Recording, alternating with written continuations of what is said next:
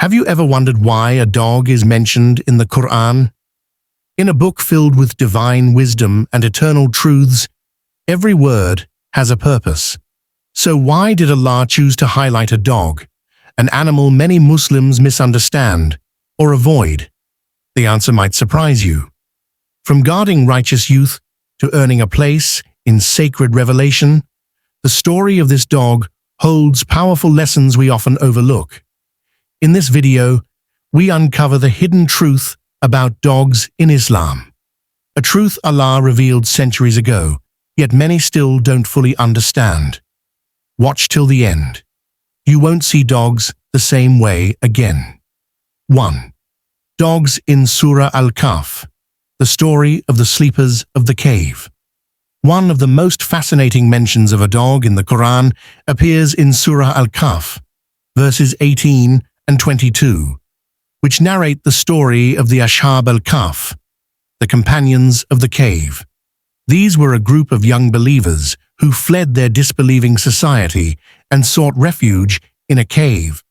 They chose isolation to preserve their faith, and Allah caused them to sleep there for several centuries. Interestingly, the Quran makes a point to mention that their dog stretched out its forelegs at the entrance of the cave. This detail is not trivial. It shows that Allah chose to honor even the animal who remained loyal and protective of His righteous servants. This verse breaks the stereotype some may hold about dogs in Islam. The dog is not depicted negatively or excluded from the mercy of Allah.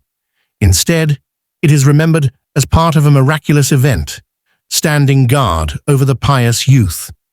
The Quran could have left this detail out, but Allah included it, revealing that no creation is insignificant when it stands beside the truth and faith. 2. Dogs as a creation of Allah, neither impure nor evil by default. In Islam, all creatures are created by Allah with wisdom and purpose, including dogs. While Islamic rulings often emphasize ritual purity, this should not be misunderstood as a judgment on the moral worth of the animal itself.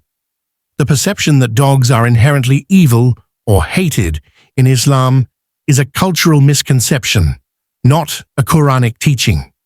Dogs are living beings with feelings, instincts, and loyalty, qualities that reflect the creative power and mercy of Allah.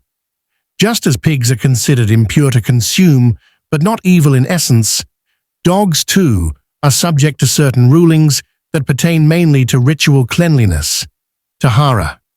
For instance, the saliva of a dog is considered impure in most schools of thought, which leads to restrictions in keeping them inside homes, not out of hatred, but to maintain purity for prayer. It's important to separate fiqh, legal rulings, from emotional or spiritual prejudice.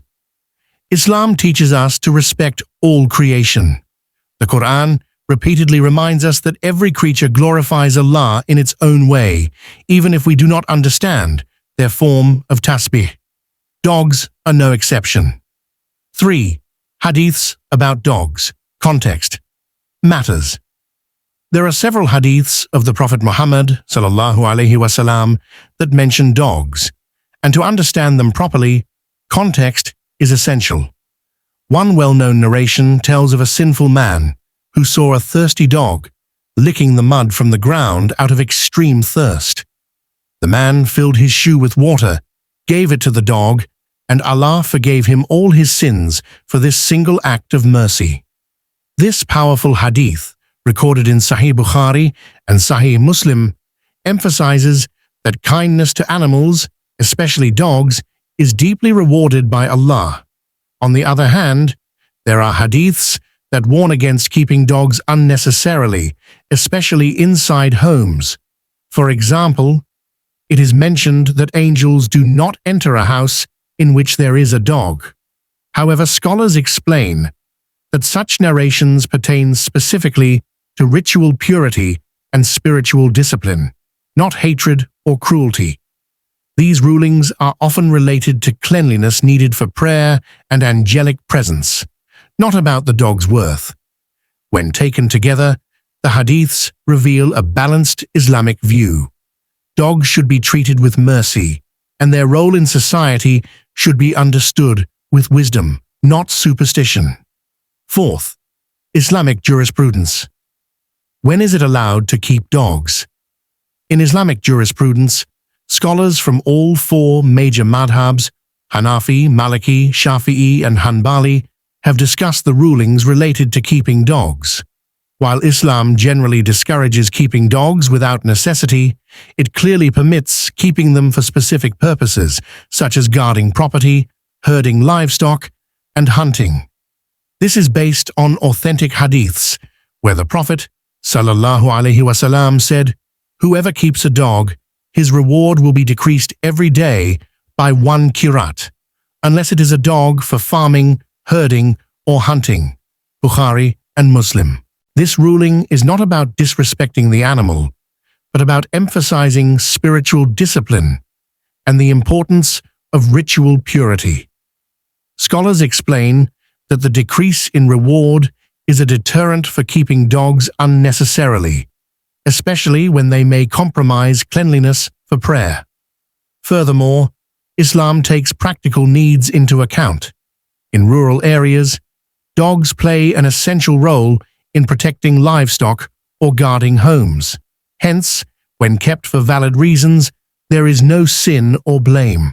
This reflects the balanced and compassionate nature of Islamic law, which always considers human benefit while honoring all of Allah's creation. 5. Spiritual lessons. What the dog in the cave teaches us. The dog mentioned in Surah Al-Kahf holds deep spiritual symbolism. While the main focus is on the righteous youth who fled persecution to protect their faith, Allah chose to preserve and honor even the animal that accompanied them. The Qur'an states that the dog was stretching its forelegs at the entrance of the cave, guarding the believers as they slept, faithfully remaining in place for centuries. This detail teaches us a profound lesson. Proximity to righteousness elevates status, even for a creature not accountable for worship. The dog did not preach, fast, or pray, but its loyalty and association with the pious earned it a place in divine scripture. This shows that Allah's mercy extends beyond what we perceive, and that sincere companionship with the righteous brings immense blessings. Moreover, it reminds us not to look down on any creation. Even those we may consider low or insignificant can be honored by Allah if they serve a purpose in His divine plan. The story urges us to value loyalty, humility, and the unseen wisdom in all creatures, especially when they stand by the truth. Subhanallah. The mention of a dog in the Qur'an is not by chance. It's a powerful reminder that every creation of Allah has a purpose. Even a creature we often misunderstand can be honored when it stands beside truth and righteousness. Let's not judge by outer appearances, but by the wisdom Allah has placed in all things. If this video opened your heart and mind, please like, share, and subscribe to Pious Deen for more Islamic insights. May Allah fill your heart with compassion and understanding. Comment below, Ya Allah, guide me to see wisdom in all your creation.